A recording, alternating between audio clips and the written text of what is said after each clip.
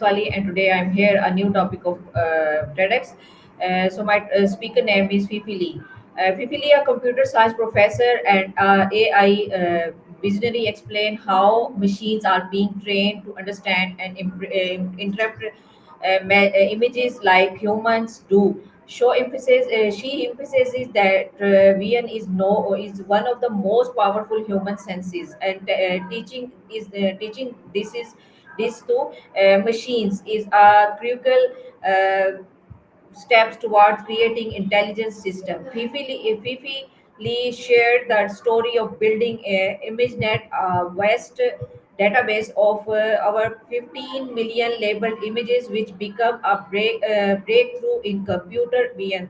Through this database, she and her team helped AI system learn to recognize objects, scenes, and even emotion in pictures. The talk is both technical and emotional, showing how AI can be used for good, like helping the blind see, and diagnosing medical conditions, or even understanding the world better. Fifi also emphasizes that we must teach machines with human centered values, so they learn not how to see but also how to understand with empathy. Overall, this status is powerful, inspiring, and makes complex AI concepts easy to understand for our audience. So this is review.